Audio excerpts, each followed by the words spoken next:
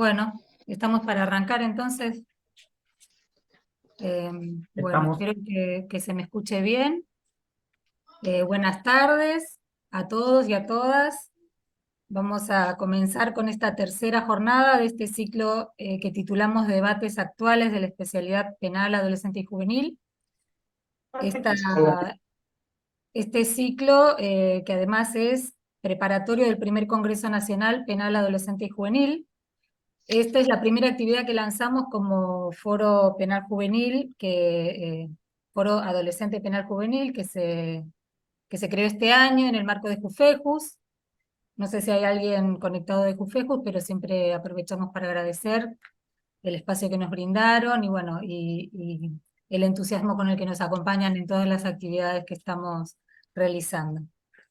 Eh, entonces vamos a aprovechar para invitarlos a participar del primer congreso que se va a llevar a cabo en la ciudad de Neuquén el 24 y el 25 de noviembre.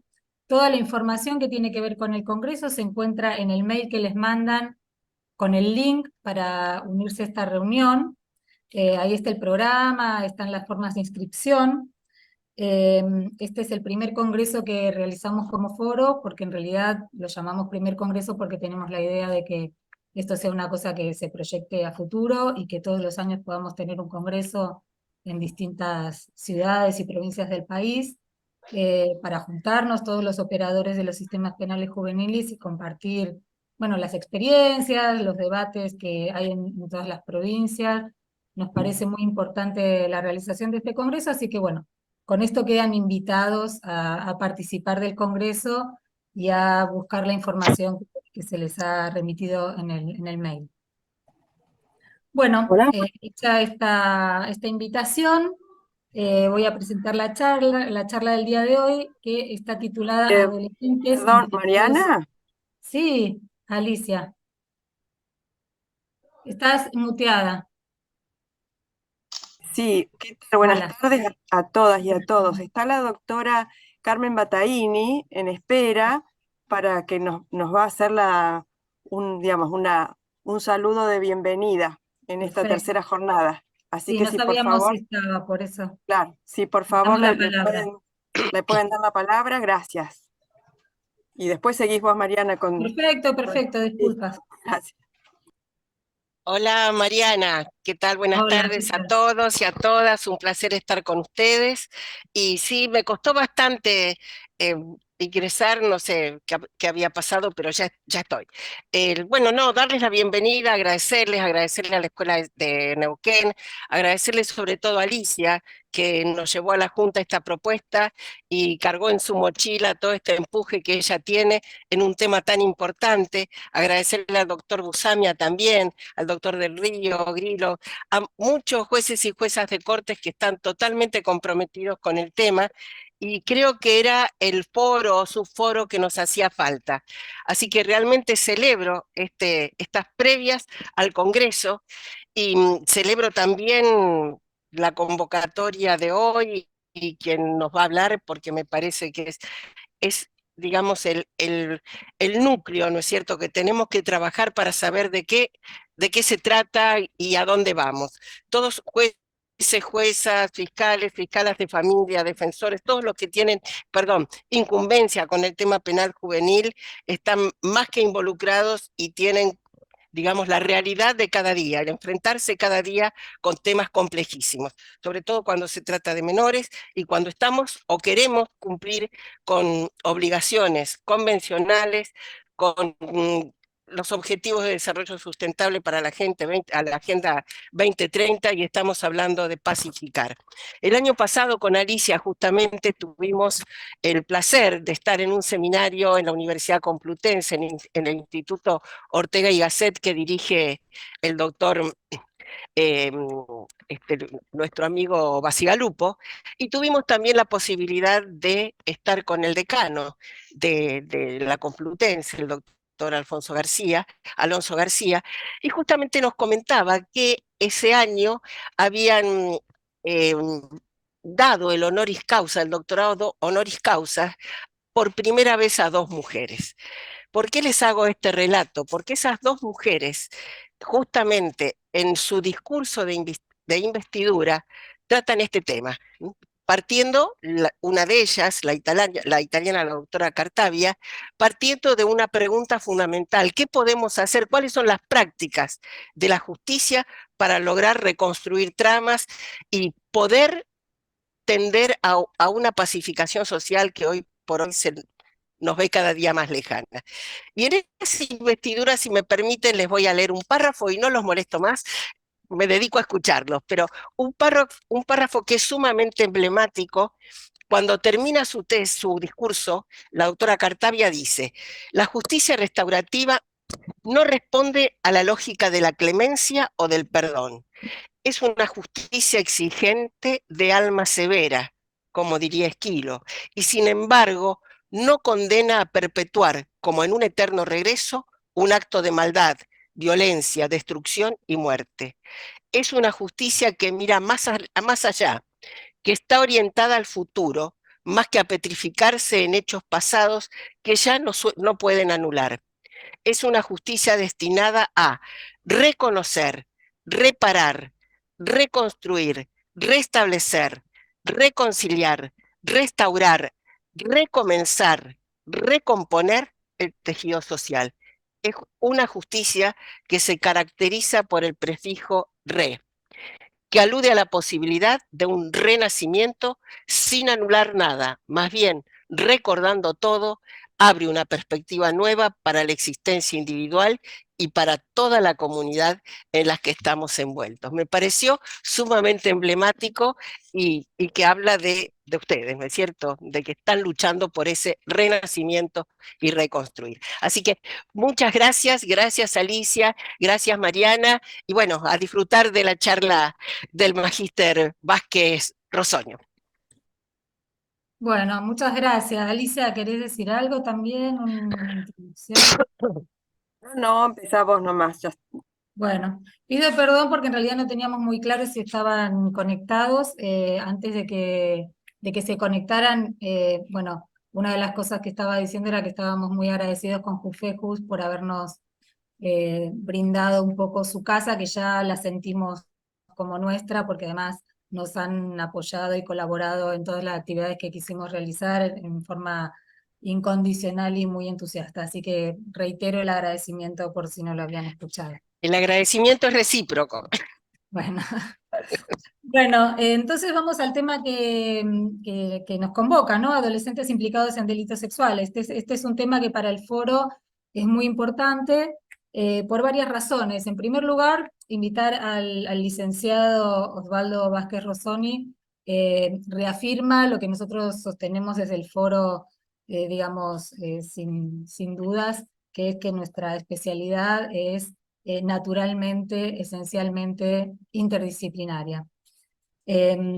Por otro lado también porque creo que no me equivoco si generalizo diciendo que en todas las provincias el problema de los adolescentes implicados en delitos sexuales es un tema que ha ido, digamos, agrandándose exponencialmente.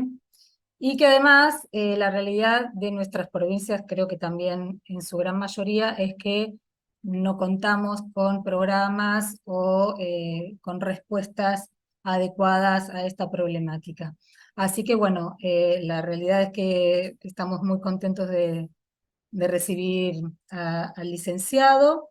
Voy a hacer, además de, bueno, luego de agradecerle la predisposición y la presencia, lo que es la presentación formal. El licenciado Osvaldo Vázquez Rosoni es psicólogo de la Universidad de Buenos Aires y de la Universidad de Chile. Es diplomado en mediación penal, sistemas restaurativos, derecho penal juvenil, psicología científica, tratamiento con ofensores sexuales. Es magíster en justicia restaurativa, coordinador de proyectos de Corporación Opción Chile, miembro fundador de la Asociación Chilena de Justicia Terapéutica, miembro del Consejo Latinoamericano de Justicia Juvenil, miembro colaborador del Observatorio Internacional y cuenta además con más de 30 años en investigación y ejecución de programas y diseños de políticas públicas en materias penales juveniles. Así que bueno, hecha la presentación formal, les recuerdo que las preguntas se canalizan a través del chat. el licenciado va a realizar su exposición y luego de que termine veremos cuántas preguntas estamos en condiciones de responder. Bueno, le cedo la palabra al invitado, entonces, reiterando el agradecimiento. Muchas gracias, Mariana. Bueno, y a todos los organizadores, participantes. Veo que hay mucha gente participando de este evento, más de 340 personas. Por lo tanto, es doblemente gratificante para mí poder compartir con ustedes. Yo estoy en Chile hace ya más de casi 30 años, pero soy oriundo de la provincia de Buenos Aires, estudié en la UBA, trabajé un poco en el Borda, con Alfredo Moffat también, la Cooperativa Esperanza, en varios espacios allá en Argentina antes de venir para acá. Y acá un poco, como me presentaba Mariana, yo trabajo en la ejecución de programas. En el caso de Chile, el 95% de la oferta de los programas lo ejecutamos la sociedad civil. El Estado acá es más chiquitito, ejecuta solamente lo que son los programas en privación de libertad, que son menos del 10%. Y por otro lado acá, desde la primera línea de ejecución también nos permite ir haciendo alianzas con universidades, desarrollar investigación, desarrollar saber científico desde las instituciones, ¿no? Entonces también es un poco diferente capaz al caso de Argentina, donde el Estado está mucho más presente como instituciones, como oferta programática. Acá está un poquitito más al debe en ese sentido. Entonces lo que yo le voy a presentar es un poco parte del trabajo que vengo realizando, tanto a nivel académico. También soy docente de formación en el magíster, en varias universidades, también formador en la escuela judicial acá, formando a jueces también, desde la Universidad Diego Portales. Entonces voy a hablar un poco de eso, ¿no? De el sujeto que está ahí en la primera línea y cómo se van desarrollando ciertas finalidades del derecho penal, hablar un poco de las nuevas tendencias, algo comentar de la justicia restaurativa. Fui invitado por el 9º Congreso Mundial en Medellín, que fue la semana pasada, donde justamente pusimos con gente de otros países las experiencias, digamos, de contextos complejos, como el caso colombiano, por ejemplo, de cómo se va avanzando con justicia transicional, justicia comunitaria, justicia restaurativa, el enfoque del desistimiento, la justicia terapéutica, o sea, cómo son distintas formas de ir complementando a los sistemas tradicionales de justicia, ¿no?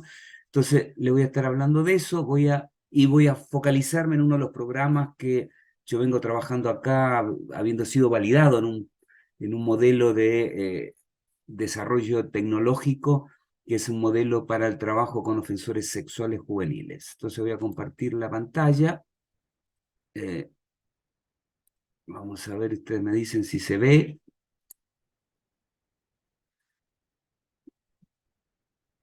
¿Se ve, Mariana? ¿Sí? Sí, Dices, sí, se ve. perfecto, correcto, ok. Entonces, ahí está un poquitito el título y vamos a pasar rápidamente ya al contenido. Por un lado, mencionar esto que estamos hablando, el tema de la justicia restaurativa, y es importante, como toda la oferta, mencionarla y ver un poco de qué se trata cuando hablamos de justicia restaurativa, porque muchas veces también se tendió como a englobarlo todo, ¿no? Como que todo es restaurativo, ¿no? O cualquier práctica restaurativa, y también se desprestigió de alguna manera todo el movimiento en Latinoamérica, sobre todo posterior al Congreso Mundial de Lima 2009, donde sale la Declaración de Lima, que es tomada en cuenta, un evento especial, importante. A mí también me tocó participar ahí, pero también había muchos neotutelarismos, de alguna manera también puestos hablando desde el paraguas de la justicia restaurativa.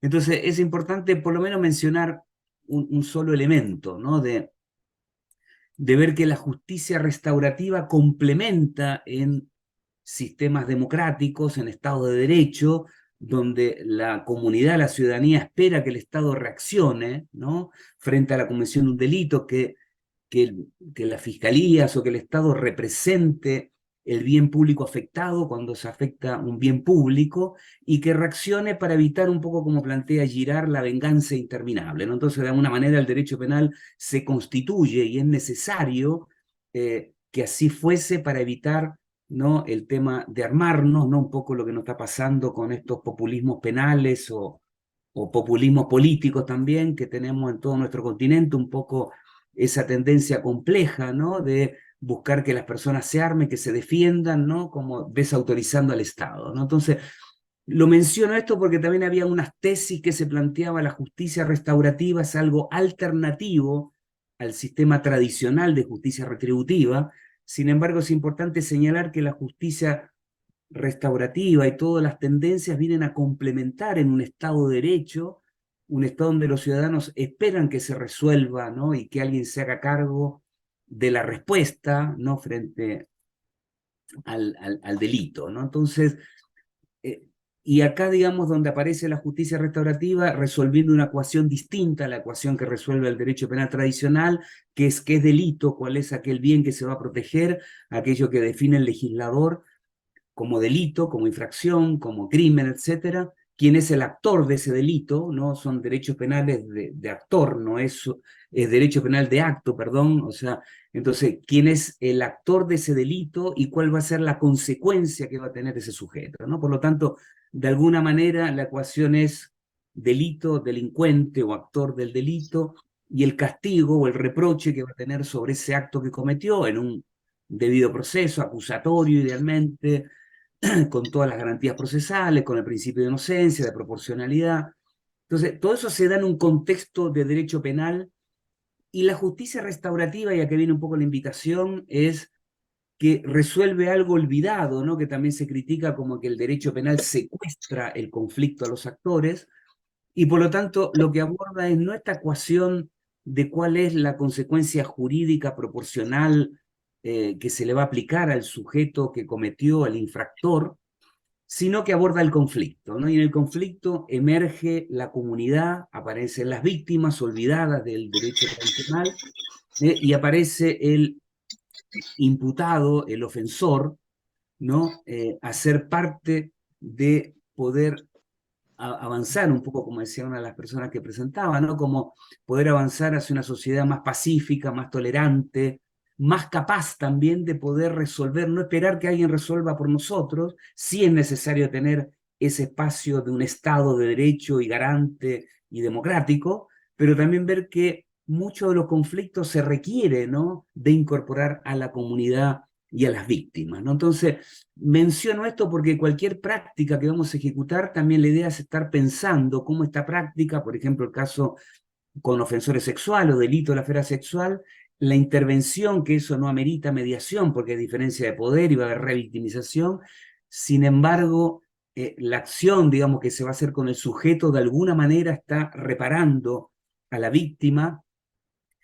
Generalmente son procesos, por lo menos acá en Chile, y lo que son procesos que van de manera paralela, los procesos reparatorios a las víctimas de delitos sexuales y los procesos de responsabilización frente al ofensor, ¿no? Pero ambos programas siempre llevan a generar espacios de preparación para una vida futura libre de abuso y de violencia, en los cuales se ven cuáles son los factores que me ponen en riesgo de ser víctima o de volver a cometer la agresión sexual, ¿no? Entonces, es importante, si uno lo mira en clave de justicia restaurativa, y con esto que le digo, que no es algo alternativo, sino la justicia restaurativa debería ser complementaria junto con la justicia terapéutica, como los tribunales de tratamiento de droga y otras formas, ¿no? Entonces, ver cómo vamos dando respuesta y sobre todo cómo vamos declarando capaces a las personas, a los adolescentes, para responder por aquel delito cometido, ¿no? Entonces, solo mencionar esto sobre la justicia restaurativa, plantear un dato duro ya para entrar en materia de delitos sexuales, que esto es de contexto de pandemia, 2020, pero que más del 85% de los agresores sexuales en la región corresponden a familiares de la víctima, ¿no? Entonces, esto es un primer dato para también deconstruir, hacer visible el hecho de los delitos sexuales, un poco en respuesta a toda la movilización del feminismo, de poder poner las tesis, hay una serie de movimientos feministas, pero también respondiendo a no solamente equidad de género, sino a hacer visible estos hechos que se naturalizaban,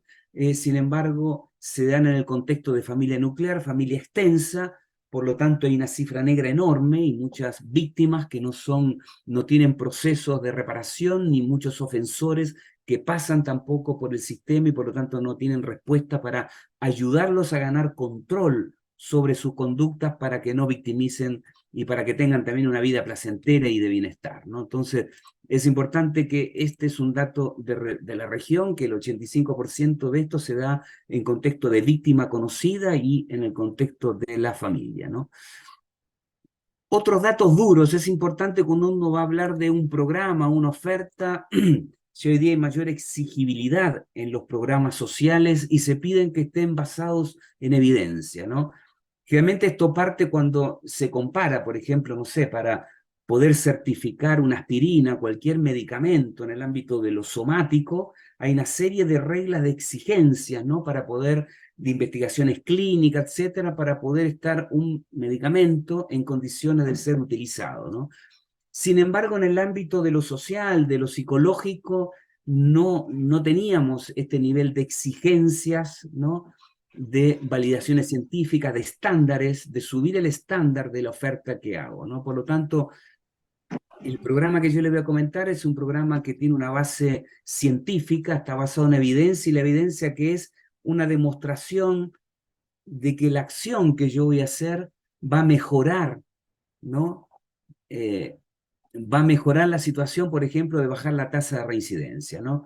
El programa que yo le voy a presentar, y es lo que la comunidad internacional dice que son los programas que funcionan en delitos sexuales, es un programa de corte de la psicología emocional y de corte cognitivo-conductual, ¿no? Ayudar al sujeto a devolverle el locus de control o devolverle la capacidad de agencia al sujeto como un sujeto capaz de, así como naturalizó ese hecho violento, poder desnaturalizarlo. William Marshall, en 7 estudios serios que plantean y que miden, ¿no? Sujetos que participan de una intervención de este corte cognitivo-conductual, la psicología emocional, de aquellos que no participan, con un grupo control, ¿no? Y son estudios serios, ¿por qué? Porque son medidos a 36 meses, ¿no? Para ver el impacto de la intervención. Y se compara con población con características demográficas y de historial delictivo con un seguimiento mínimo de 3 años, semejante con la población que yo voy a atender. Y lo que acá se logra demostrar es que los sujetos que participan del tratamiento, de la intervención, bajan las tasas de reincidencia de un 40,7, o sea, 40 de 100 vuelven a cometer un acto delictivo en la esfera de la sexualidad, y con el tratamiento baja a 17 de 100. Por lo tanto, esto es una señal importante para decir, bueno, las políticas públicas se pueden sostener en este dato, porque nos van a decir de que va a haber menos víctimas, que por otro lado va a ser más económico también, y a veces al decidor de políticas públicas es importante mostrar el dato económico porque se puede invertir más en prevención y no esperar a la reacción, ¿no? Porque ahí llegamos tarde, porque llegamos ya cuando hay una víctima de un delito muy grave. Algunos de los, digamos, ¿qué nos dice el mundo científico, la ciencia, respecto a quiénes son estos sujetos, ¿no? Entonces, vamos a ver quiénes son estos sujetos para después mostrarle un poco el desarrollo que hemos trabajado acá en Chile, bueno, y que lo hemos compartido con más de 13 países de la región en Latinoamérica, igual no solamente acá en Chile. Hillary nos dice de Reino Unido que la intervención se realiza calificando los casos en forma individual, con medidas de evaluación apropiadas y con programas basados en la evidencia científica disponible, ¿no? O sea, no es que cada psicólogo, cada psiquiatra, cada trabajador social viene con su librito, con su formación que tuvo en pregrado, ¿no? Para decir, mira, yo esto, porque es una verdad hablada, una verdad no comentada, sino que tiene que haber datos duros, evidencia científica para decir lo que vamos a hacer, porque son temas complejos, no estamos ahondando en materias de mucha complejidad y tenemos que tener el mismo nivel de exigibilidad como se tiene para el ámbito somático, también para el ámbito de las conductas que realizan los sujetos. La duración e intensidad y características del programa se adecúan al joven según su nivel de riesgo o de complejidad y las necesidades terapéuticas que esté presente, ¿no? O sea, la intensidad y la estructura, el desarrollo de la intensidad de la intervención no es para todos iguales, por lo tanto hay instrumentos, yo le voy a presentar algunos instrumentos con los cuales nosotros trabajamos. Los instrumentos no tienen un afán predictivo, ni un afán de poner, ¿no?, en un estigma al sujeto o clasificar al sujeto, sino que los instrumentos nos permiten levantar desde un juicio profesional estructurado, con instrumentos de cuarta generación que incorporan factores de riesgo, factores protectores, factores de desistimiento, y eso lo que me permite es levantar una hipótesis explicativa de qué es lo que le sucede a este sujeto a partir de instrumentos para este tipo de conductas, porque son totalmente distintos de los instrumentos que se utilizan para violencia instrumental, que es el delito contra la propiedad o el delito más común que tenemos, ¿no? Esto responde a un ciclo de evento y una teoría de cambio totalmente distinta a la que vamos a utilizar con sujetos que transgreden en otra esfera y no en la esfera de la sexualidad. Y por lo tanto el instrumento me permite levantar una hipótesis explicativa y sobre esa hipótesis explicativa ajustar mi intervención a las necesidades particulares de ese sujeto, ¿no? No estar trabajando con la demanda que me trae el sujeto cada vez que lo veo, porque eso ha demostrado que no tiene eficiencia, eficacia, y no responde y no tiene resultados positivos. Eso más bien son acciones iatrogénicas, que eso significa que ni siquiera se mantienen neutras, sino que mi acción genera elementos más de déficit y empeora la situación con el sujeto, ¿no? O sea, porque voy atendiendo esa demanda flotante sin tener un programa estructurado, basado en la evidencia, con instrumentos que me permitan focalizar mi intervención. Díaz Morfa también de España nos plantea: los programas deben ser intensivos, altamente estructurados, siguiendo en coherencia la teoría de cambio basada en la evidencia según los datos objetivos sobre resultados, ¿no? También nos plantean, cuando se plantean programas intensivos, es que hay que sostener la angustia que le genera al otro cuando yo estoy logrando que él devele y reconozca el hecho cometido, ¿no? Acá hay otra distinción clave, que frente a los delitos sexuales los sujetos no reconocen que ellos fueron, ¿no? Entonces queda a veces una tensión, sobre todo cuando pasa del mundo de lo jurídico al mundo de lo psicosocial, y llega un programa, lo toma un psicólogo, trabajador social, psiquiatra, educador o quien fuese, y el sujeto dice: mira, yo no sé por qué estoy acá, porque yo no fui la persona que cometió esto, yo no cometí una agresión sexual, ¿no? Y ahí aparece lo que se denomina, que lo voy a explicar un poquito después, lo que son las distorsiones cognitivas. No justifico mi actuar violento con una distorsión cognitiva. Una distorsión cognitiva es decir, y casos reales que a mí me toca supervisar, muchos casos, después le voy a mostrar también datos, resultados de los programas que me toca a mí dirigir y coordinar, donde dice: no, mira, si mi hijo no fue, si en realidad era la vecina, que ella lo vino provocando a mi hijo hasta que lo encontró. Y ella se manguereaba desnuda, claro, viviendo en contextos de pobreza, de exclusión, acá llaman poblaciones, como las villas de emergencia allá en Argentina, se bañaba desnuda con una manguera y lo provocó a mi hijo hasta que lo encontró. Bueno, ¿y qué edad tiene su hijo? 17 años. ¿Qué edad tiene la vecina? 8. Entonces, una niña o un niño, quien fuese de 8 años, no está en un contexto de seducir con su cuerpo, y menos en la esfera de la genitalidad, su sexualidad, que sí la tiene, pero la sublima porque en su etapa evolutiva, ¿entiendes?, tiene otra concepción de lo que es la sexualidad. Entonces, tanto el joven como la mamá decían: no, si él no fue, si la niña lo provocó, ¿entiendes? Como justificando ese acto que una persona de 17 años, con esa simetría de edad, tenga un abuso sexual, una violación a una niña de 7 o 8 años, ¿no? Entonces, Díaz Morfa lo que nos dice: tiene que ser intensivo porque hay que sostener para que el sujeto, sin confrontarlo, pues yo puedo tener en el expediente fotografías, imágenes, datos, etcétera, y él me va a decir que no es, y yo sé que él es el responsable. Entonces ahí lo que trabajamos en el mundo psicosocial con una verdad jurídica, ¿no? Es decir, mira, hay una verdad jurídica que está fuera, tú pasaste, tuviste derecho a una defensa, etcétera.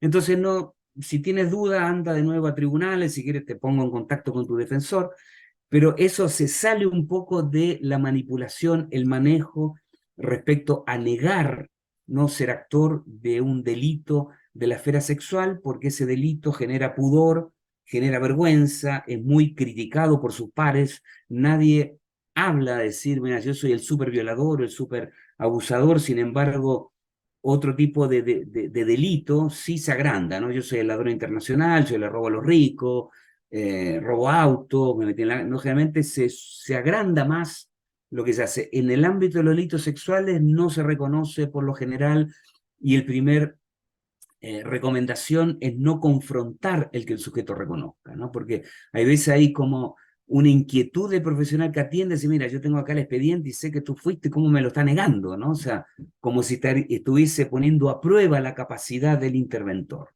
¿No? Sin embargo, ahí lo que hay que hacer es trabajar con otras materias, y vamos a trabajar, por ejemplo, de la conexión emocional, vamos a trabajar con un programa estructurado, que la estructuración no quiere decir un programa rígido ni entrar en una matrix al sujeto, sino que la estructura tiene que ver que hay distintos pasos que voy a tener que estar dando con el sujeto antes de confrontar con el hecho, antes de que él trabaje su ciclo de eventos que pasó a la agresión sexual, ¿no? Por ejemplo, con conexión emocional, no con conexión emocional frente al hecho concreto, sino con su persona, que él se conecte con su emoción. No, porque los sujetos empiezan a tener un planeamiento afectivo, una coraza caracteriológica donde los estímulos no pasan por su historia ideoafectiva, y por lo tanto hay que ayudar a que se conecten con esa historia ideoafectiva desde el ámbito emocional primero, no partir desde lo cognitivo, del pensamiento, del juicio moral, de aquella conducta reprochable que él cometió o de la víctima, sino hay que partir de que el sujeto se conecte consigo mismo. Y para eso hay una estructura en el diseño de la intervención. No puedo saltarme a hablar de elementos conceptuales, si no tengo que partir de la conexión emocional. Vamos a ir viendo otros autores pensando en quién es este sujeto que tengo enfrente. Los factores de riesgo observados, un estudio con agresores de entre 11 y 15 años. Nuestros sistemas normativos, en el caso de Argentina, son los 16 años, en el caso de Chile los 14, ¿no? La edad mínima de responsabilidad penal, pero esto igual más que nada es para refrescar quiénes son los sujetos. Nos plantea, dice, estar expuesto a un clima de violencia en su familia, historia de maltrato físico, sentimiento de ser rechazado, discontinuidad en los cuidados, y que la madre hubiese sido víctima de abuso sexual. Entonces acá empezamos a ver que el sujeto que agrede no es esta figura un poco que nos plantea el modelo psicodinámico, ¿no? Es decir, este es el perverso polimorfo, el desviado sexual, ¿no?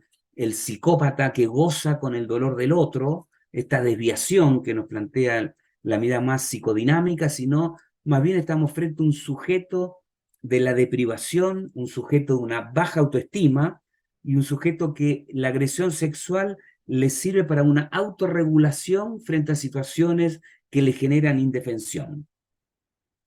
Vamos a después ahondar un poquito más, pero muchos de los autores, si son estudios retrospectivos, hay un estudio importante que hace Félix López en la Universidad de Salamanca, donde hace un estudio en toda la comunidad europea frente a programas y caracterizaciones de sujetos, de quiénes son estos sujetos, ¿no? Entonces esto no es que es un armazón teórico que yo lo armo desde mi teoría, sino que yo miro quiénes son los sujetos para después construir una teoría a partir del dato empírico duro.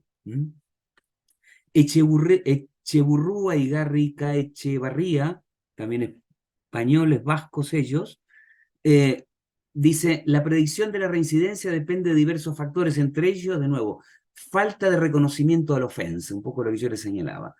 Algunos tienen alteraciones psicopatológicas, pero no hablamos de psicopatía. La psicopatía para el DSM-5, que es la clasificación que se hace en términos de patología, se plantean que están después de la maduración, saliendo de la adolescencia hacia la adultez, y ese corte está sobre los 18 años. De la neurociencia se plantea que son los 22, 23 años, por lo tanto no se habla de psicópatas o psicopatías, sino se hablan de conductas antisociales, ¿no?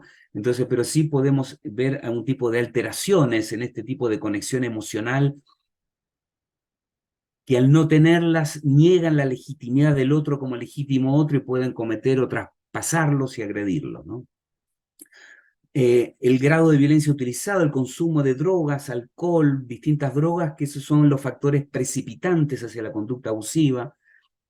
Algunos recursos psicológicos como autoestima reducida, de nuevo, control de ira, dificultad en el control de la ira, estrategias en resolución de problemas, entre otros recursos como cohesión familiar, adaptación laboral y apoyo social, entre otros, ¿no? Si ustedes ven, son todos elementos de déficit del sujeto. Es un sujeto con déficit más que este narcisista megalómano, ¿no? Como nos definía un poco la corriente más psicodinámica, ¿no?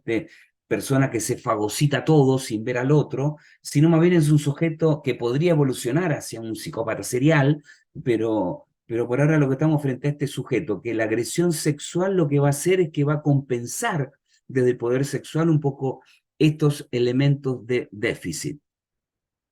Barudi es un chileno que trabajó con víctimas de tortura en la época de la dictadura acá, que llegaban a Europa. Entonces él empieza a construir un poco lo que después se desarrolla como lo que es el trauma complejo, ¿no? De cómo sujetos víctimas de agresión en la esfera de tortura en contexto de violencia política, empieza después a ver las personas víctimas de delitos sexuales, de violencia, de violencia extrema, y se empieza a generar un poco esta construcción de lo que se denomina después trauma complejo, que es un poco el daño que afecta incluso a nivel del sistema nervioso central, no algo que es determinista, no algo genético, sino que el sujeto, el niño, que vive en sus 3 primeros años de vida, que es donde se desarrolla el apego y donde se desarrollan las futuras relaciones y formas vinculares que va a tener con los otros, afecta también a nivel del sistema nervioso central, ¿no? O sea,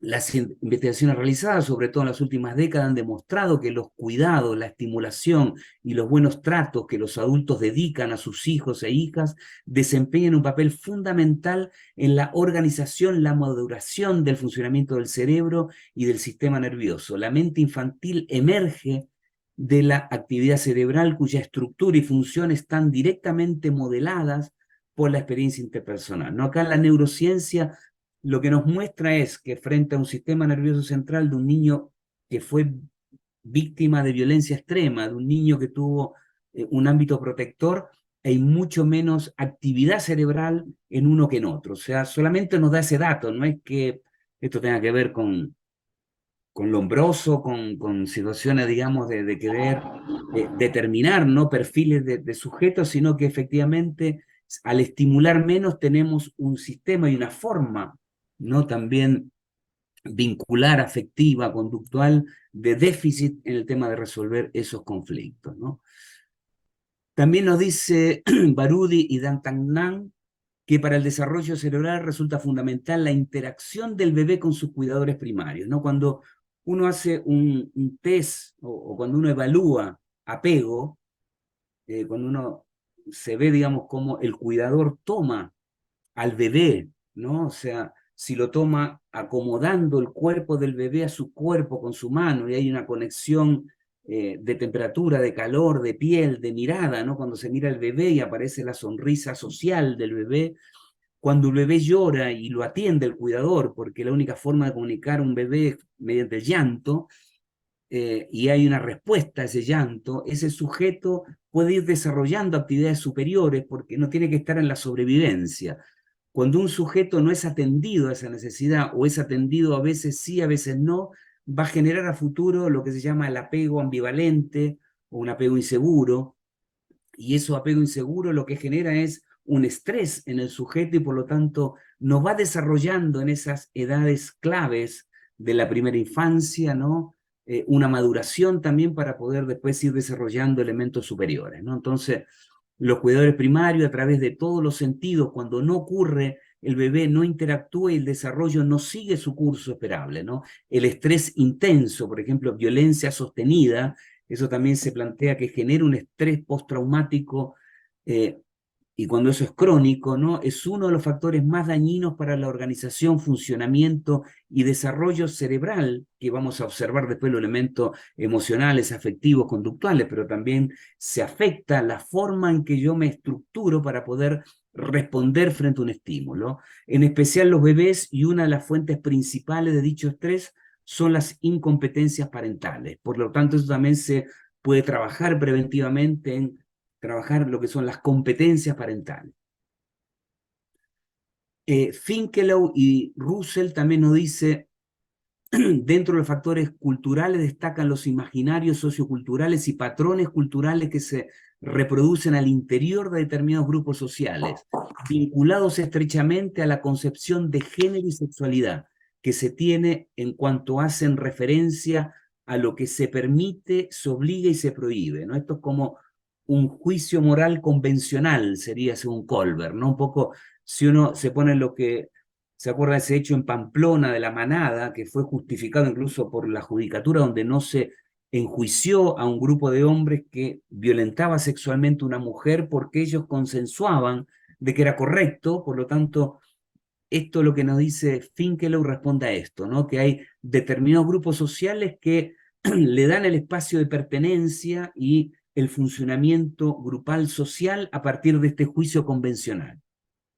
Hubo un caso en la capital federal, también hace 2 años atrás, de este funcionamiento de agresión sexual tipo manada. Acá en Chile hubo hace 3 meses atrás en un colegio religioso donde se hizo mixto hace 5 años atrás y donde niñas de 11, 12 años, que acá es octavo básico, reclamaban por la vestimenta que tenían, y un grupo de varones de primero y segundo medio, que sería primero y segundo de secundaria, ¿no? Que son 15, 16 años, igual adolescentes, agredieron sexualmente a las niñas. Un grupo de 50 niños las toqueteaban, las amenazaban con que las iban a violar y continuaron algún tipo de agresiones sexuales de esa manera grupal.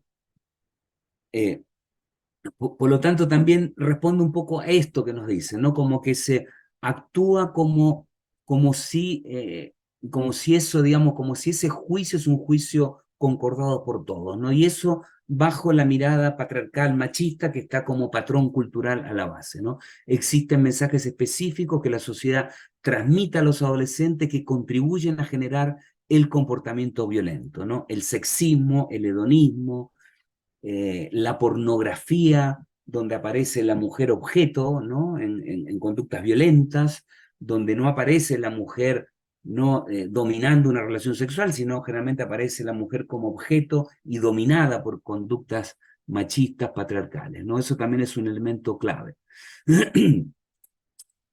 El concepto de abuso sexual, que también hay bastante consenso, y eso es importante verlo, llega acá a Chile, pero lo hemos visto, me ha tocado trabajar, estoy trabajando ahora en Perú, en Colombia, también acompañando procesos en estos países, al ICBF y al PRONASEC de Perú. Allá le llaman casos de enamorado, acá lo llaman casos pololos. Pololos son unos insectos que copulan y andan copulando en la época de reproducción, y entonces a los novios los llaman pololos porque andan pegados, ¿no? O sea, pegoteados. Entonces acá los fiscales, de hecho, determinan, acá la edad de consentimiento sexual son los 14 años, con una persona menor de 14 años, tiene una relación sexual con penetración con alguien que le lleva más de 3 años, se tipifica como violación, ¿no? Entonces, la niña, que tienen un desarrollo maduracional anticipado a los varones, a veces hay relaciones consentidas, y cuando van a un control ginecológico, la niña queda embarazada, o alguien denuncia la situación, el joven llega a la fiscalía como actor de una violación, ¿no? Frente a esos casos, la fiscalía ya ha detectado eso, ¿no? Que el legislador no lo observó, ¿no? Entonces ahí aparece de poder tener este concepto más psicosocial, y la fiscalía ahí lo que hace es que hace una suspensión condicional de proceso a prueba y lo envía como suspendido a un programa, que ese programa no lo ve al joven como un violador o una persona que cometió un acto de violación, sino que se trabaja de un componente más educativo, se trabaja el tema de apego, el tema más vincular, ¿no? Y entonces eso sale o se aplica a principio de oportunidad arreglado que sale del sistema, ¿no?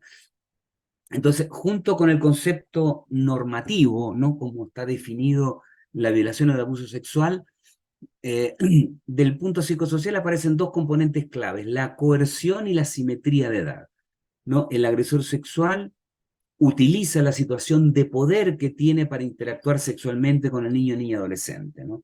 Desde los pedófilos adultos, ¿no? Que seducen a los niños con un intercambio de algo, ¿no? Pero también la coerción en ámbitos de pares o de adolescentes con niños, ¿no? Donde también se utiliza este tema del poder. Y otro componente clave es el tema de la simetría de edad, ¿no? El agresor sexual tiene una simetría de edad, no necesariamente mayor de 18 años, pero esa simetría de edad implica una serie de otras asimetrías adicionales, ¿no? O sea, no solamente alguien que tiene 17 que es un adolescente, alguien de 11 que es un puber, o alguien de 7 que es un niño, una niña. Vamos a ver asimetría anatómica de nuevo. Si nos reflejamos la anatomía de una persona adolescente de 16, 17 años, con toda su sexualidad desarrollada, su cuerpo desarrollado, su fuerza desarrollada, su sexualidad ya más centrada en la genitalidad, versus un niño o niña de 7 años, como era el ejemplo que le presentaba antes, donde su sexualidad está más sublimada, ¿no? Por actos de enamoramiento, el complejo de Edipo, los padres, la madre, los profesores, ¿no? Donde no está su sexualidad puesta en la genitalidad, ¿no? Asimetría en el desarrollo y especificación del deseo sexual, ¿no? Que no se especifica ni se consolida hasta la adolescencia, ¿no? De llevar de nuevo la sexualidad hacia la genitalidad.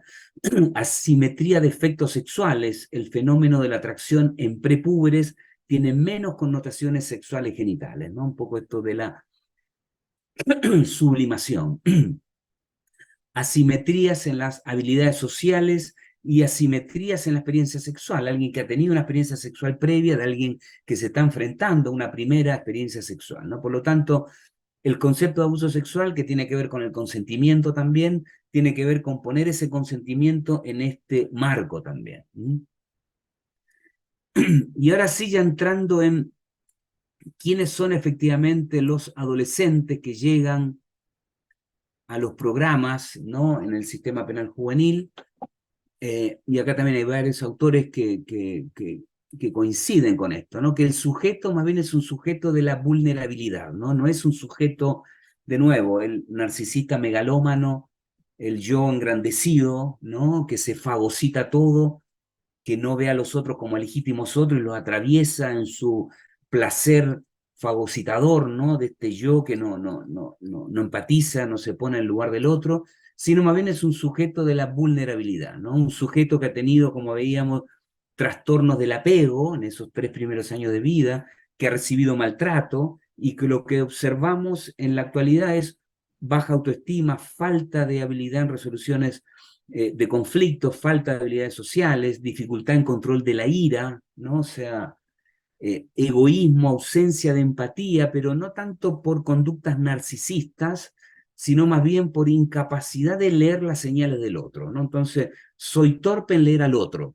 no creo que el otro quiere, tengo fantasías sexuales desviadas, que vamos a ver después, que yo estoy, caso concreto, ¿no? Un adolescente que abusaba sexualmente de su hermana, chica, niña, de 7, 8 años, él ya un adolescente de 16 años, veía la televisión, se estimulaba, y la niña, la hermana venía a jugar con él, se sentaba arriba con una forma de juego, y él empezaba a fantasear que la persona que estaba sentada arriba de él era una persona adulta, y entonces ahí venía el abuso sexual, ¿no? O sea, por lo tanto, no es un tema de un narcisismo, sino es en que leo señales en un lugar equivocado, no logro ver el consentimiento o no consentimiento, la simetría.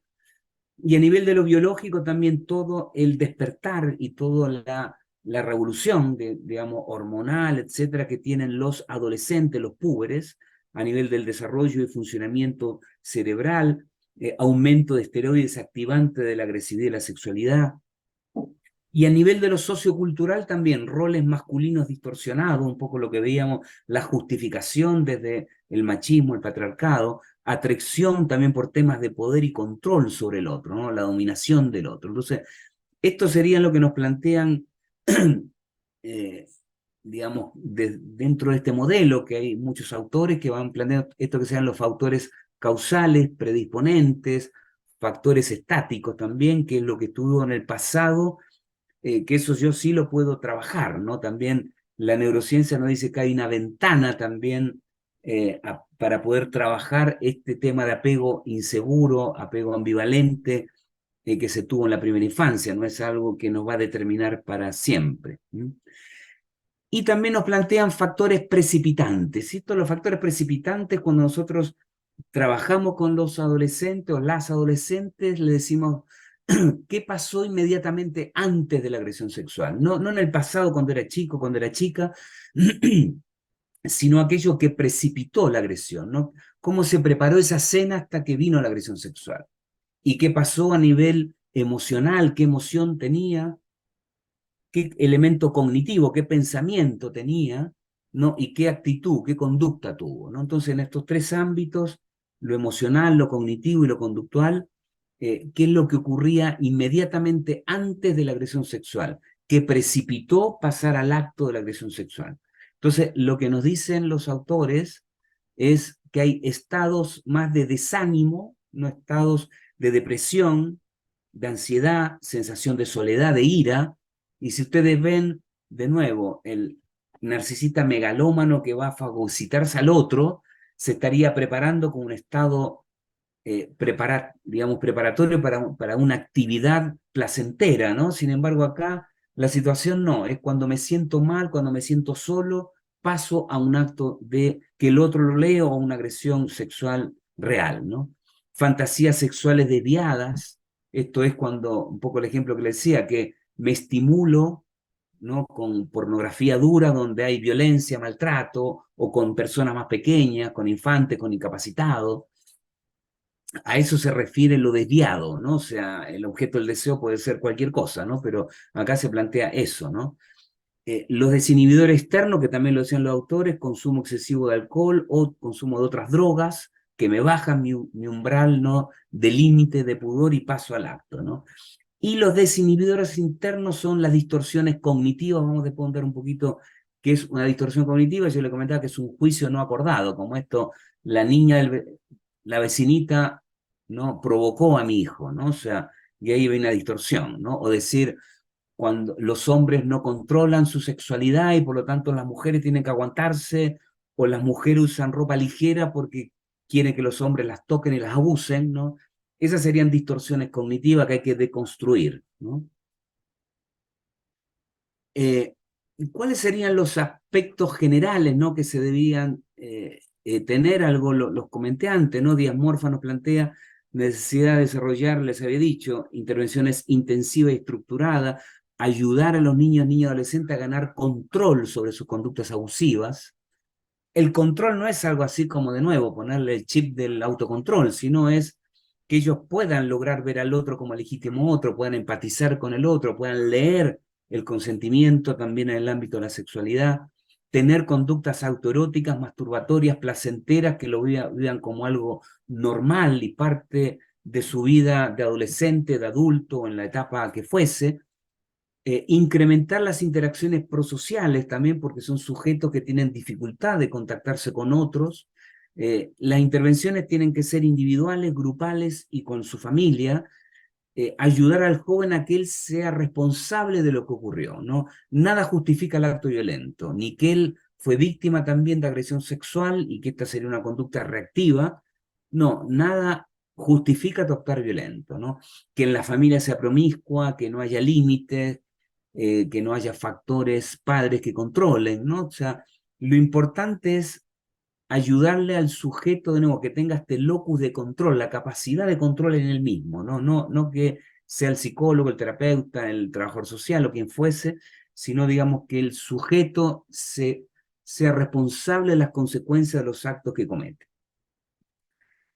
También ver al sujeto desde su integralidad, ¿no? También eso es clave. Vamos a estar viendo este ámbito de la sexualidad, de las transgresiones de la sexualidad, pero el sujeto es un sujeto integral y por lo tanto hay que verlo en todo su ámbito de motivación al cambio, de aquellos aspectos que le motiven, ¿no? Este es un poco el trabajo que yo les decía que me tocó ir desarrollando en este tiempo. Este modelo CAS, que es para conductas abusivas de carácter sexual. A mí me tocó dirigir, fui el director general de este proyecto FONDEF de CONICYT, que desarrollamos en el 2003 hasta el 2005, donde revisamos experiencias y sistemas juveniles. Primero ese librito verde que está a la izquierda del 2005, fue un estudio comparado que hicimos con 3 países europeos. Estuvimos en Alemania, Bélgica y España, y en Latinoamérica estuvimos en Costa Rica, Brasil, Uruguay.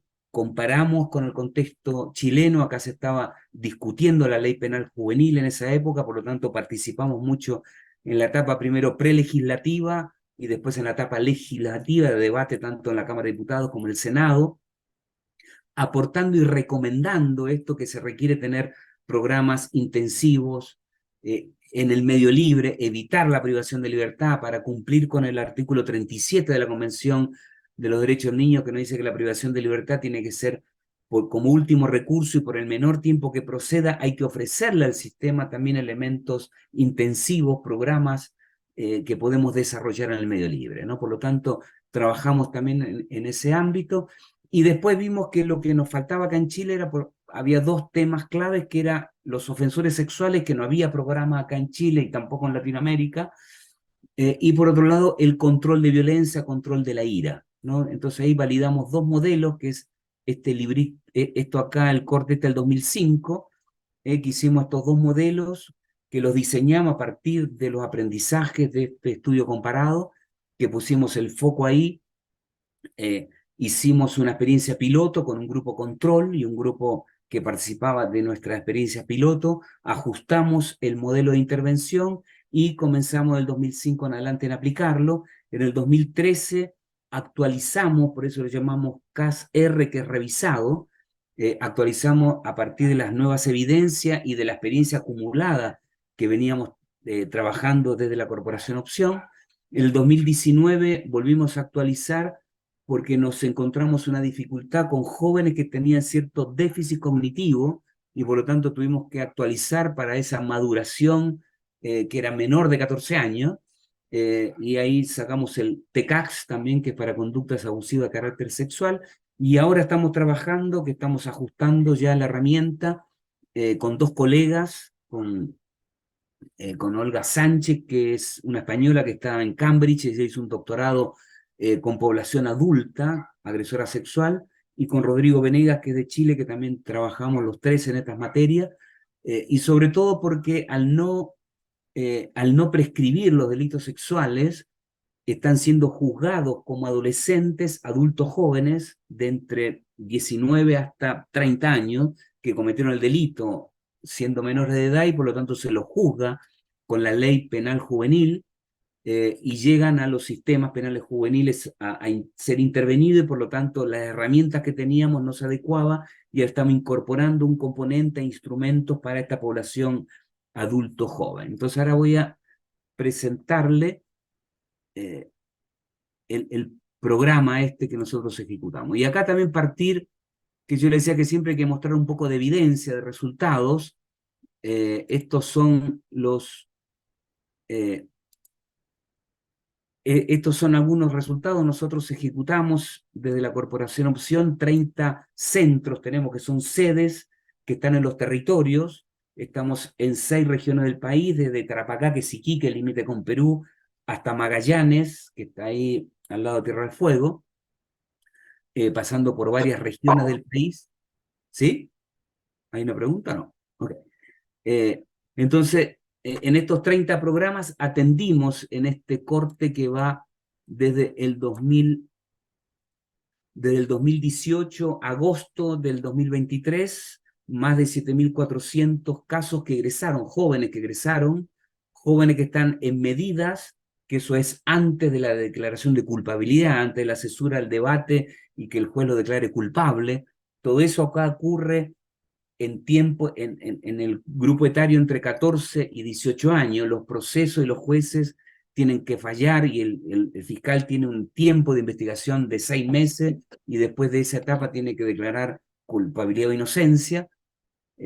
Y acá hay programas que son el MSA, que son medidas cautelares ambulatorias, que eso es para evitar la internación provisoria. Hay programas en territorio que garantizan que el sujeto participe de todas las etapas del proceso, que no atente contra la víctima, que no destruya las pruebas, que son algunas de las condiciones para la internación provisoria. Y los programas salidas alternativas, que ejecutamos las condiciones que fija el fiscal como suspensión condicional del proceso a prueba. Y después, dentro del catálogo de sanciones, hay servicio en beneficio de la comunidad, reparación del daño, libertad asistida especial y unos programas multimodales que incluye toda esta oferta.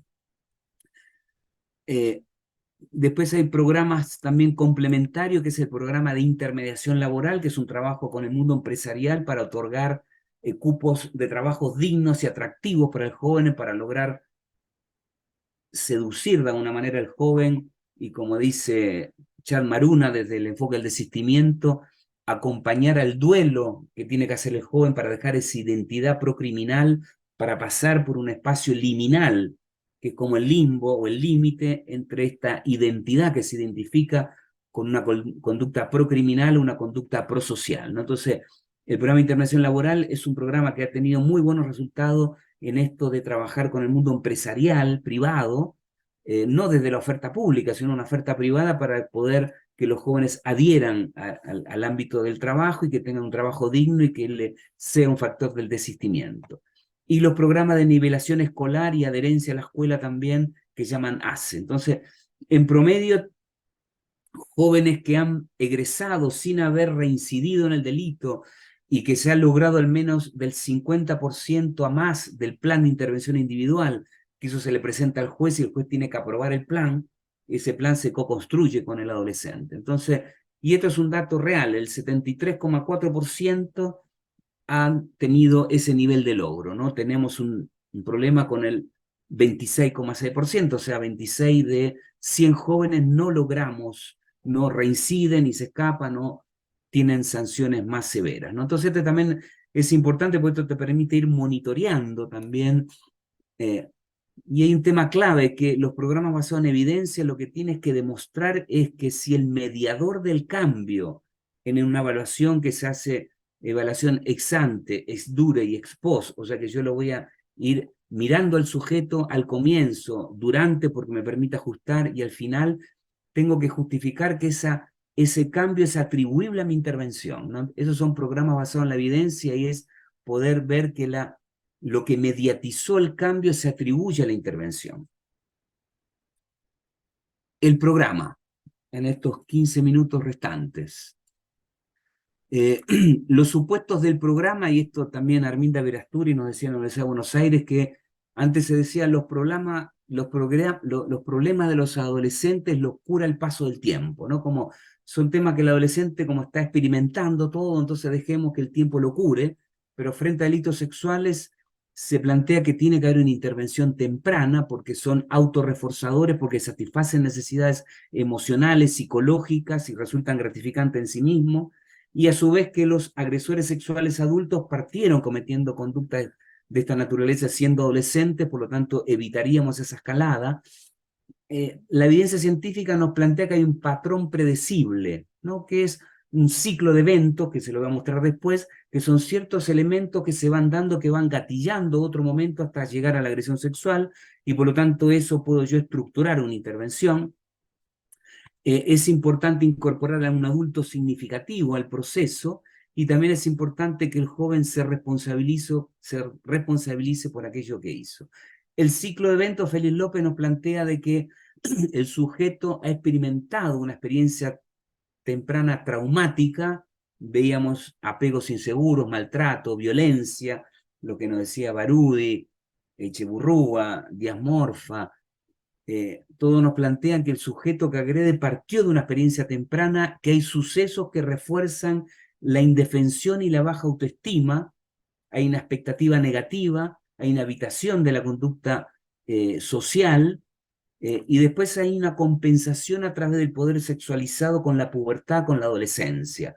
Entonces, me siento mal, veíamos, acuerdan los factores precipitantes, una indefensión, un caso concreto que nos llegó, un joven que venía denunciado por una conducta exhibicionista y abuso de pares, porque este joven se masturbaba en el baño a vista de otros adolescentes. Entonces, denuncia, así, bueno, ¿qué le pasa a este joven? ¿Cómo está ahí masturbándose? Aparecía una persona también como si fuese un desviado, ¿no? Una conducta exhibicionista, o que él tenía placer con esa conducta exhibicionista, y sin embargo cuando se empieza a trabajar con el joven, él va develando de a poco qué le ocurría, él frente a situaciones de angustia, de estrés extremo, cuando estaba en la sala, y le llamaba la atención o no había estudiado, etcétera, él esa angustia, esa sensación de estrés, la autorregulaba a partir de la masturbación. Entonces utilizaba la masturbación no como un elemento placentero autoerótico, sino más bien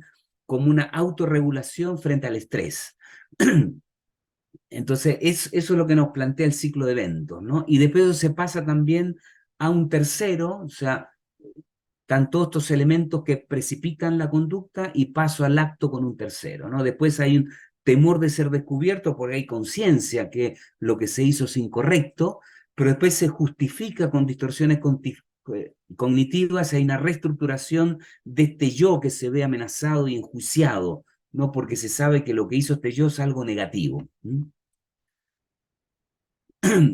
La intervención tiene un eje educativo donde se ven elementos conceptuales, elaboración de elementos conceptuales, y un componente terapéutico donde hay reconocimientos y elaboración de emociones y un reconocimiento y remoción de distorsiones cognitivas. Voy a ir un poquito más rápido. Después igual va a quedar mi correo electrónico por si no alcanzamos hoy a responder todas las dudas. Este es uno de los instrumentos que yo le decía que utilizamos, que es el Erasor, que es un instrumento que estuvo primero validado en Barcelona, en España, y después Rodrigo Venegas, quien trabaja con nosotros, hizo esa validación en su tesis de magíster. Lo validamos para Chile, ahora lo hemos validado también para Perú y para Colombia.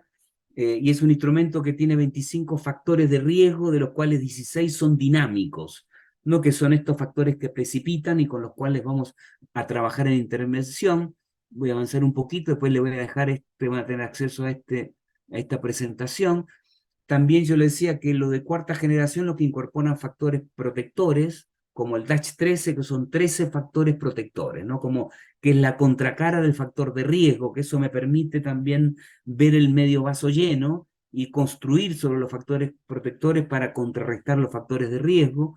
Esta es la matriz que creamos nosotros, la matriz CAS-R, donde hay 8 variables que son las variables de mayor criticidad y que es lo que plantea que está a la base de la agresión sexual. ¿Se acuerda que vimos estilos de apego, historia de protección con maltrato, si la familia fue apoyadora o no, el nivel de fuerza utilizada, si reconoce o no reconoce, si hay consumo de sustancias o no la agresión sexual, si el sujeto tiene habilidades sociales o no? ¿Se acuerda que veíamos que son sujetos de la aislación? Por lo tanto, un sujeto que vive en la aislación social es un sujeto más complejo.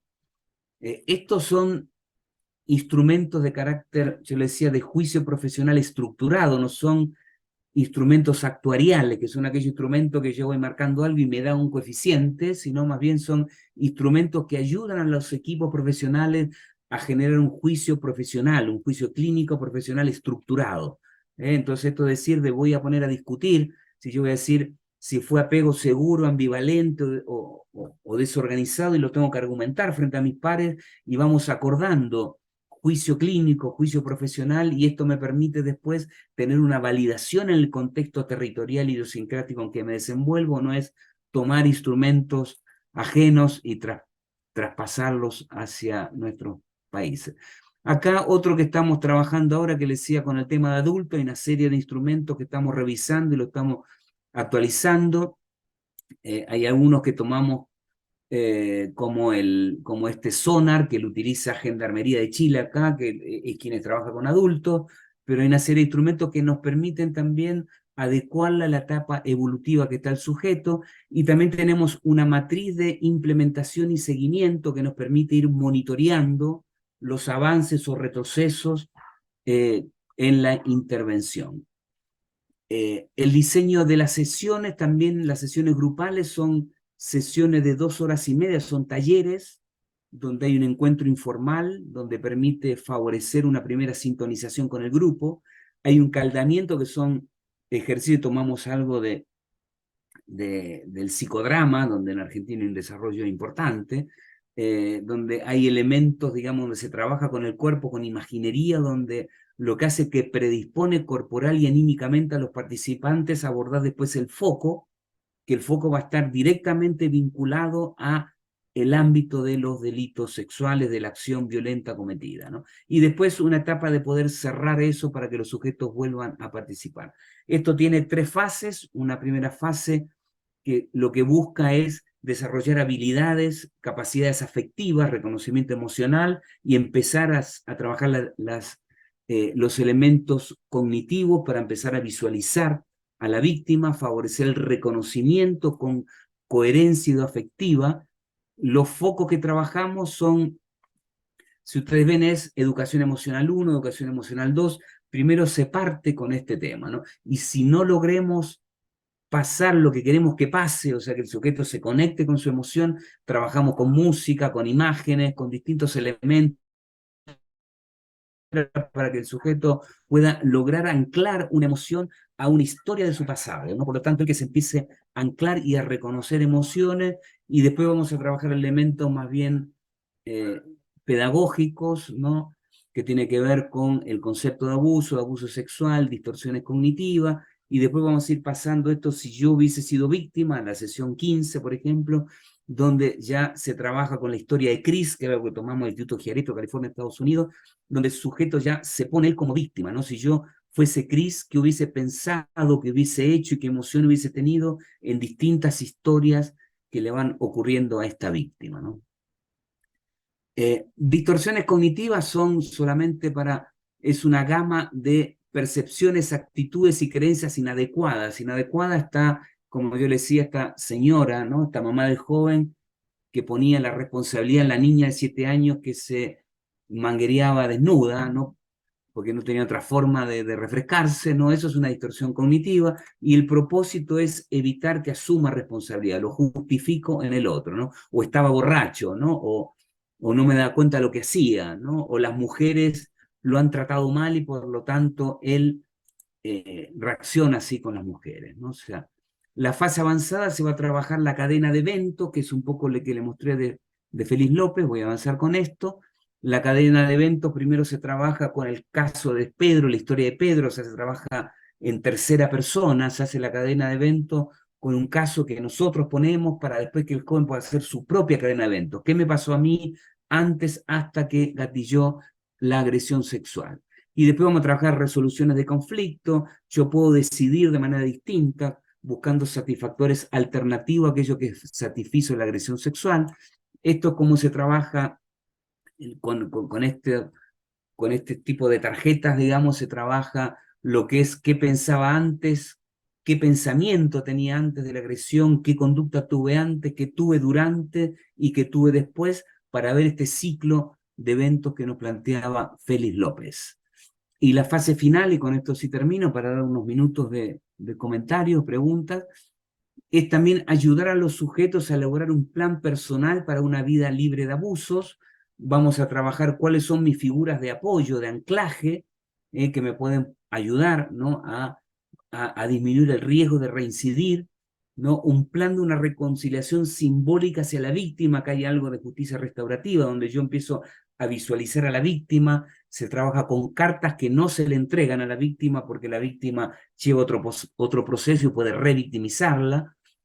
O se trabaja en una disculpa en el grupo, y se trabaja para un plan, para una vida libre de abusos, ¿no? ¿Qué me pone en riesgo y qué elementos alternativos, qué opciones tengo yo a nivel del pensamiento? Cuando hay pensamiento que me pone en riesgo, ¿qué elemento alternativo tengo? Cuando hay una actitud técnica incluso de masturbación que se trabaja con los y las adolescentes y lo reciben bien, ¿no? Como naturalizar ese hecho, ¿no? Que no lo vean como algo negativo, o que desde las masculinidades machistas, ¿no? El acceso a una mujer es pase de ser hombres, por lo tanto también de construir este elemento que ellos puedan tener igual que las mujeres o los varones, ¿no? Conductas autoeróticas, si es ese el ámbito que está satisfaciendo la agresión sexual, y también ayudarlos a tener relaciones y una identidad personal, sexual, identidad en todos sus ámbitos, que se va a respetar y por lo tanto se va a favorecer que ellos se puedan desplegar en ese tema.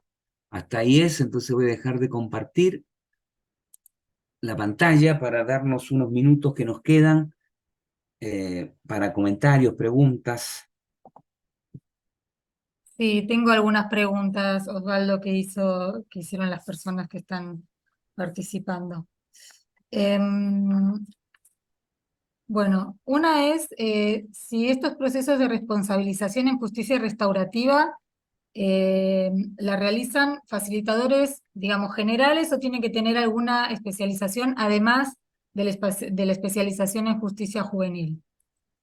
Y otra pregunta que a lo mejor se puede, ¿cómo accedemos al programa que se elaboró en el 2023?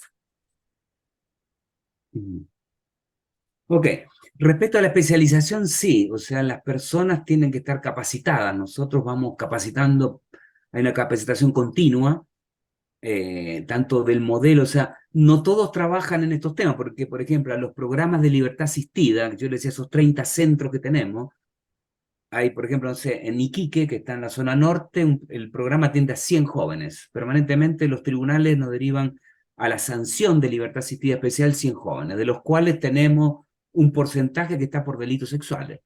¿Entiende? Que ronda el 10% hoy día, y no sé, 10 jóvenes está por delitos sexuales. Entonces, de ese equipo que trabaja ahí, que son aproximadamente 15 profesionales, el estándar realmente es un profesional cada 10 jóvenes, ¿no? O sea, y a veces trabajan dupla y a su vez hay coordinadores técnicos, que son gente que va supervisando los casos, supervisores clínicos, ¿no? Coordinadores de redes, por lo tanto hay un equipo que está para abordar esos 100 jóvenes ahí en esa zona, que es en un territorio particular.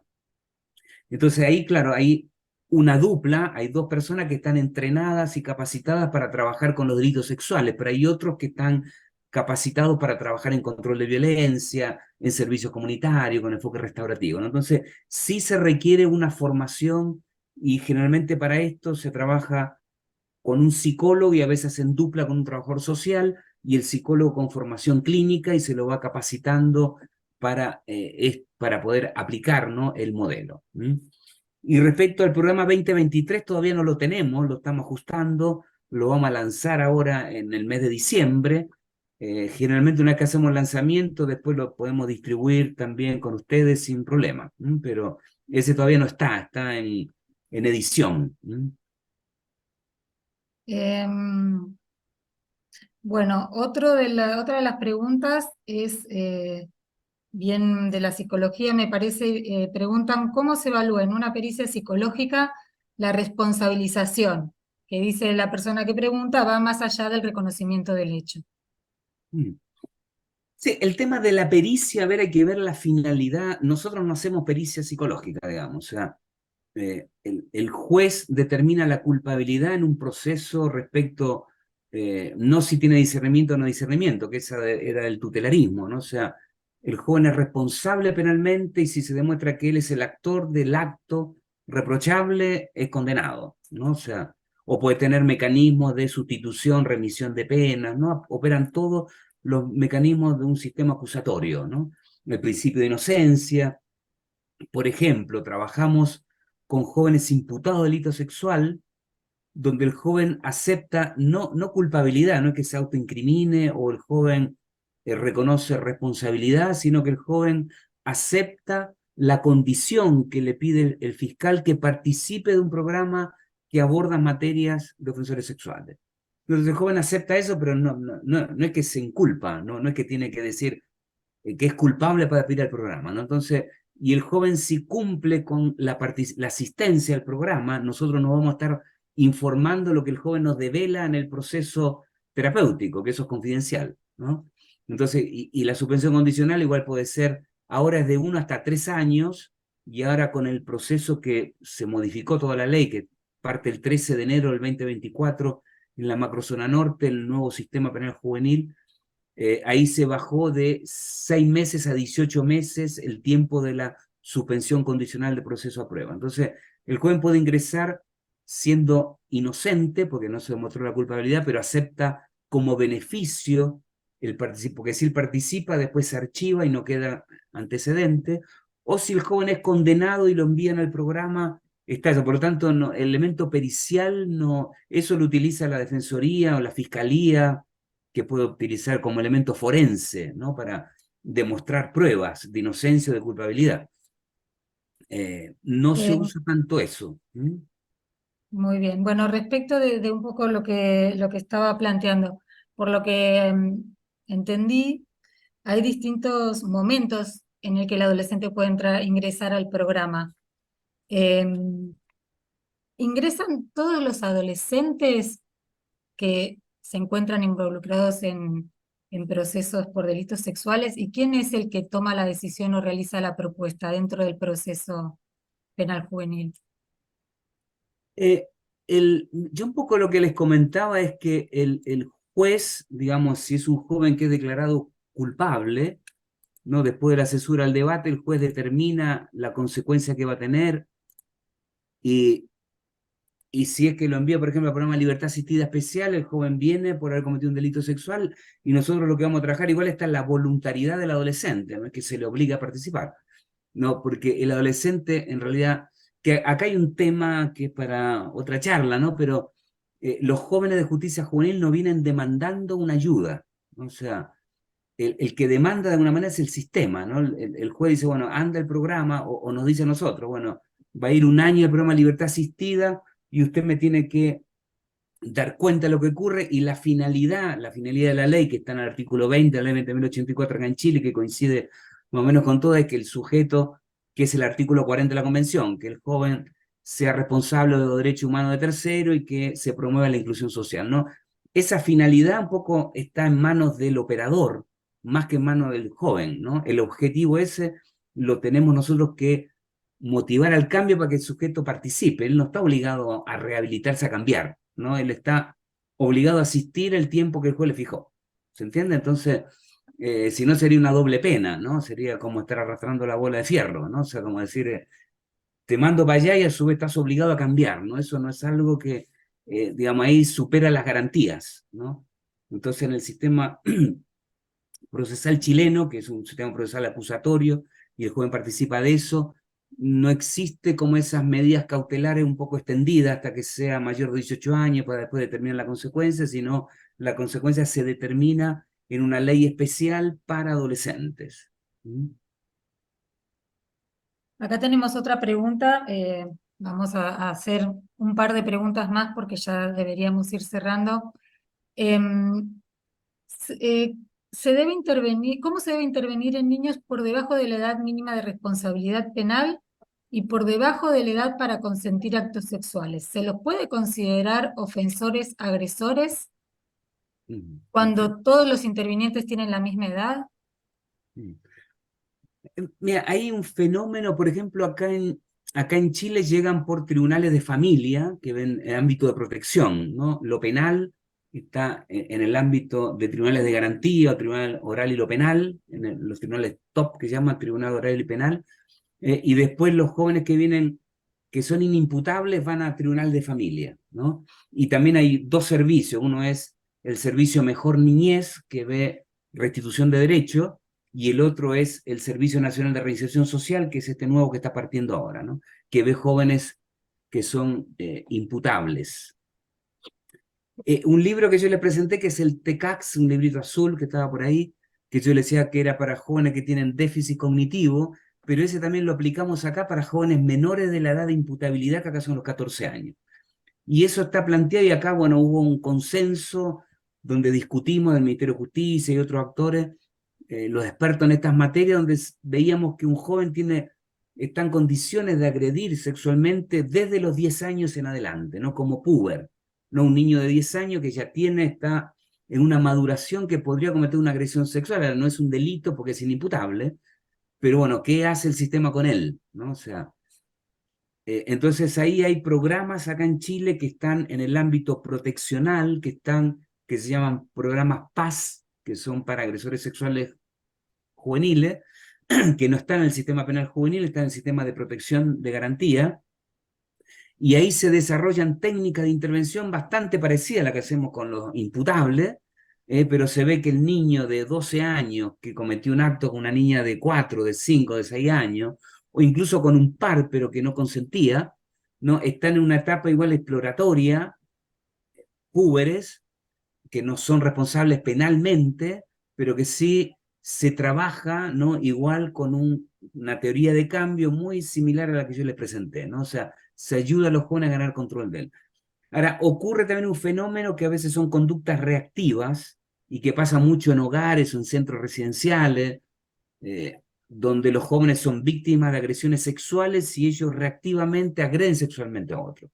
Incluso nos pasaba caso en esta mesa nacional donde supervisamos casos de todo el país, no sé, en la isla de Chiloé, digamos, había un niño de 8 años que había agredido sexualmente a uno de 6. Entonces la pregunta, bueno, un chico de 8 años tiene una concepción de lo que es la sexualidad, la genitalidad para agredir sexualmente. Él se hizo una imagen, ¿entiende?, de que el otro era el objeto de su deseo, ¿entiende? Y en realidad, claro, lo que se ve es que son conductas reactivas. Este niño de 8 estaba siendo víctima de agresión sexual por otro más grande y él repetía esa conducta en espejo, no como una conducta reactiva. Entonces también hay que encontrar cuál es ese límite, ¿no? Y observar que hay que hacer procesos más bien reparatorios a esos niños, ¿no? Que ayudarlo a ganar control sobre su conducta, ¿no? Pero sí, acá en Chile se trabaja con los inimputables, los menores de 14, o sea, los de 13, los de 11, los de 10, con programas también para ayudarlo a ganar control sobre estas conductas agresivas sexuales. Bien, bueno, vamos a hacer la última pregunta, que un poco me parece que al principio lo había explicado, pero y ya cerramos porque, bueno, se nos va un poco la hora. La pregunta es si estos programas son externos al Poder Judicial, de quién dependen y si son profesionales pagos. Claro. Sí, acá está el Poder Judicial, está la Fiscalía Autónoma, la Defensoría Pública Juvenil, ¿no? Y la Defensoría Penal Pública Juvenil, que es también autónoma, y después está desde el Ministerio de Justicia, actualmente está el SENAME, el Servicio Nacional de Menores, que es una institución antigua, de hecho se llama Menores, ¿no? Y que ahora está cambiando por el Servicio Nacional de Reinserción Social. El Servicio de Reinserción Social no ejecuta de manera directa, sino que contrata, terciariza a las ONG. Entonces, a nosotros nos deriva el juez, nos deriva a nosotros, a los programas que tenemos en el territorio. ¿Entiende? El SENAME toma cuenta de esto, nosotros tenemos que informar. De hecho, hay eso que yo les mostré, esa base de datos, el SENAINFO, por ejemplo, nosotros tenemos que informar diariamente las acciones que hacemos están en línea, entonces nos monitorean porque nos están traspasando recursos financieros. Entonces, también hay un control de recursos, pero a nosotros vienen no dependemos del Poder Judicial, dependemos del Poder Ejecutivo, vía el Ministerio de Justicia y vía el Servicio Especializado para estas materias, y ellos nos contratan.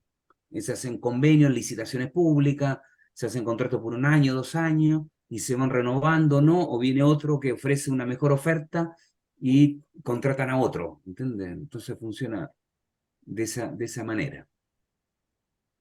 Bueno. Bueno, interesantísimo, la verdad. Muchísimas gracias. Yo no sé si la doctora Mercado, Bataini, si están presentes, si quieren decir Sí, algunas yo palabras de cierre. Y sí, lo otro, antes de dejar la doctora, Sí, igual habíamos puesto mi correo por si alguien sí. quiere tener alguna información o algo que no acabemos ahora para Y yo al que final de todo voy escriban. a hacer un poco las parroquiales que tienen que ver Ah, con eso, perfecto, algunas perfecto. preguntas que se Disculpa, nos quedan Mariana, te estoy perfecto. sacando tu rol. No, por Ah, favor. No, yo era Germán se ríe conmigo. Sí. para agradecerle al licenciado Osvaldo Vázquez Rossi, que realmente fue muy, muy buena su charla, muy clara, y creo que nos han quedado algunas cuestiones para nosotros trabajar también en nuestros ámbitos de nuestra justicia penal juvenil. Y bueno, y comentarles a todos los asistentes, que han sido varios, que también es la tercera jornada y ha sido excelente como las 2 anteriores, y bueno, y seguiremos en la del próximo martes. Muchísimas gracias, licenciado. Muchas Gracias gracias a por ustedes su aporte. por la invitación, a Germán, a Mariana y a todo el equipo. Gracias. Bueno, Germán, ¿vos querés decir unas palabras o hago el cierre? No sé. Se escucha porque anduve con problemas de internet. Se escucha perfecto, Germán. Osvaldo, un gustazo escucharte, la verdad que brillante y bueno, Esta es nuestra tercera charla preparatoria del Congreso. Estamos felices de haber contado con vos. Saludarte a la distancia y ojalá que podamos seguir trabajando y que podamos tener acceso a esos instrumentos que has nombrado, porque bueno, la verdad que son un aporte muy valioso para el trabajo nuestro, así que un gustazo a la distancia y un saludo. Y nos vemos el martes que viene los que estamos por acá. Gracias, Bueno, Germán. bueno, para cerrar nada más, entonces decir que se dejó en el chat común los mails del doctor, del licenciado, por si se quiere hacer alguna consulta que haya quedado pendiente, y que la presentación va a estar en la página de la Escuela de Capacitación de Neuquén. Así que esto por las preguntas que me estuvieron haciendo también en el chat. Bueno, les digo también, les comparto que el 14 de noviembre se hace la cuarta conferencia, que el título es Determinación Especializada de la Pena y que está a cargo del doctor Gabriel Fajardo.